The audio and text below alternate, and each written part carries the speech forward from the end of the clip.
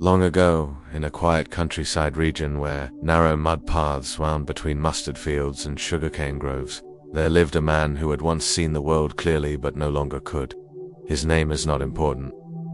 In villages, people are remembered less by names and more by circumstances. The potter's son, the widow's brother, the blind man. And so he was known simply as the blind man. He had not been born without sight. Years earlier, while returning from a nearby town, he had met with an accident. Some said it was fate, others called it a cruel turn of destiny. Whatever it was, it left him with darkness where there had once been light. At first he fought against it. He cried in anger, refused food, and sat in silence for days. But slowly, like a tree that bends with the storm to survive, he learned to live again. His ears became sharper, his hands became more careful. His feet learned the language of the ground, the soft mud, the hard stone, the sudden dip of a pit, the sharpness of gravel. And above all, he learned to rely on one faithful companion, a sturdy wooden stick. That stick became his eyes. With it, he tapped the path ahead, sensing obstacles before they harmed him. It gave him courage and a small feeling of control over a world he could no longer see. The journey begins one winter morning. His wife came to him quietly and sat beside him. Her voice was gentle but worried. "My parents have been asking about you," she said. "They heard you have been unwell. They want you to visit. It has been many months." The blind man remained silent. Visiting his in-laws' house was not a small matter. The road was long, and for a blind traveler, the world was full of dangers, wild bushes, barking dogs, careless carts, sharp stones, and sometimes even cruel people. But he also knew something else. Relationships weaken when people stop meeting. And in-laws' relationships, especially, required careful handling. So after much thought, he agreed. "I will go," he said softly, "but I will go slowly. I will take rest when needed." His wife packed a small cloth bag with flatbreads, jaggery, and a little salt. She tied the bag firmly, placed it on his shoulder, and touched his forehead in blessing. "Go safely," she whispered, "and return safely." He nodded, holding his stick as if holding his own courage, and stepped out. The road and the cowherd, the village path, was familiar at first. The smell of dung cakes burning, the distant clinking of utensils, children shouting, dogs barking, these were sounds he knew like family. But as he moved away from his village, the path changed. The air became open and colder. Wind passed over the fields like a moving river. He could hear leaves trembling and birds calling across long distances. Occasionally a cart would rumble by, and the ground would vibrate under his feet. He walked carefully, tapping his stick ahead with practiced rhythm. Tap step, tap step. Hours passed. The sun climbed higher. Then, in the distance, he heard a different sound. Many bells, many hooves, and the soft lowing of cattle. A herd of cows, he guessed.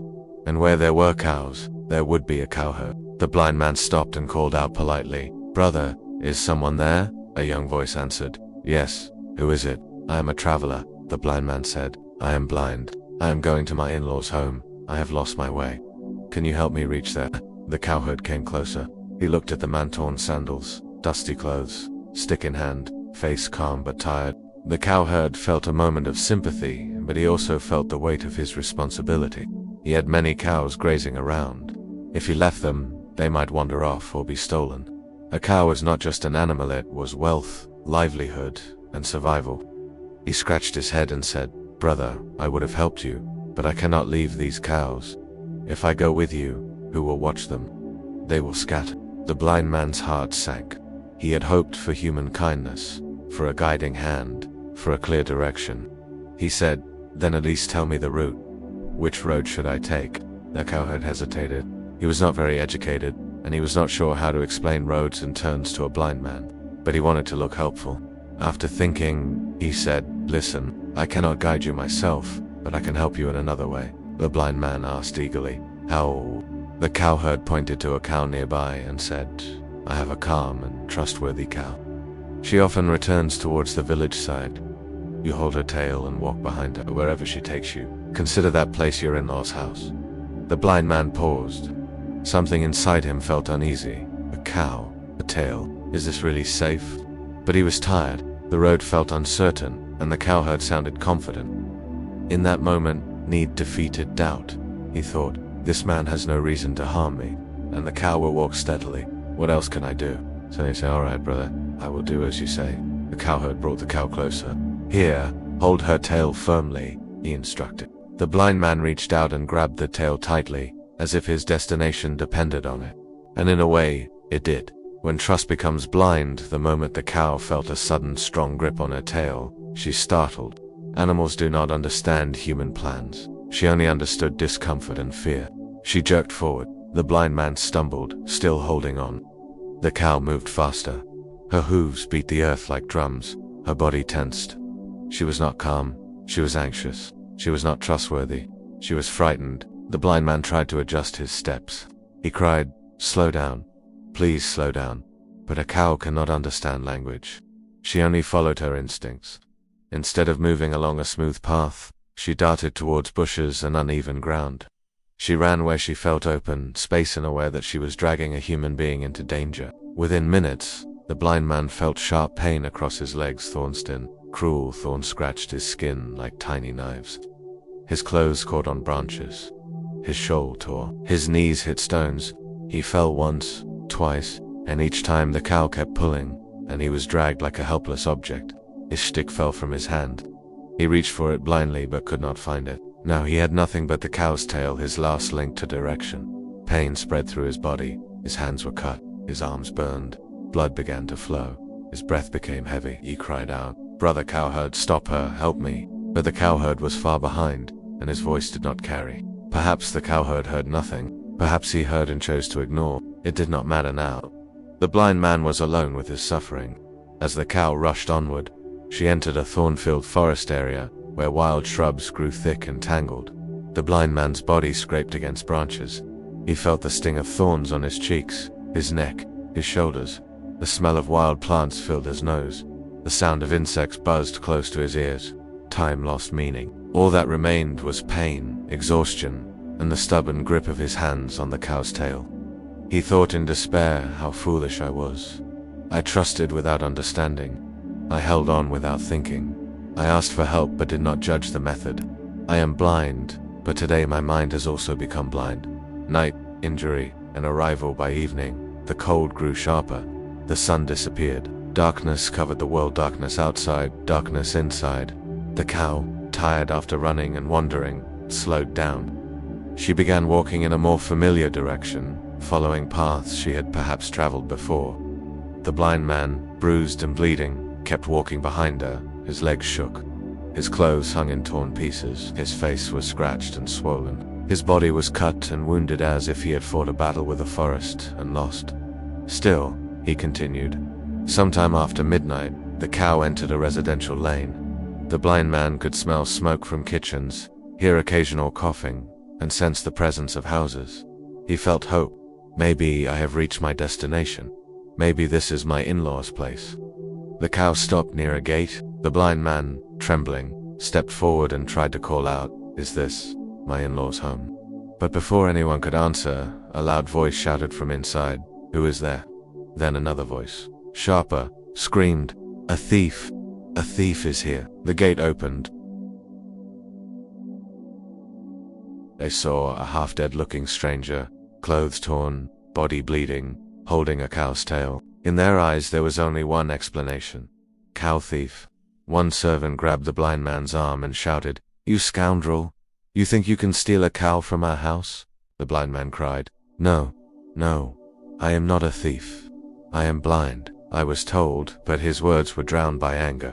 Another servant punched him, someone kicked him, someone struck him with a stick. The blind man fell to the ground, still holding the cow's tail because that tail had become his lifeline, his guide, his proof that he had reached somewhere. But now that lifeline turned into evidence against him. A servant yanked the cow's tail from his hands.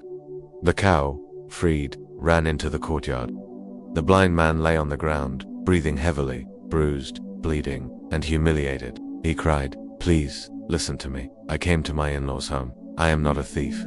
At that moment, a familiar voice came from inside the house, his father-in-law. "What is happening?" the older man asked sternly. The servants said, "A thief. We caught him holding the cow." The father-in-law came closer and heard the voice of the injured man. He looked carefully. Even in poor light, he recognized him. "This is my son-in-law," he exclaimed. The servants froze. Shock spread across their faces. They stepped back immediately.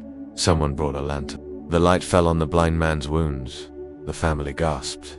They lifted him carefully, brought him inside, gave him water, and applied bandages. His mother-in-law wept. His father-in-law scolded the servants for acting without understanding, though deep inside he knew it was a natural reaction to a suspicious situation. The blind man remained quiet.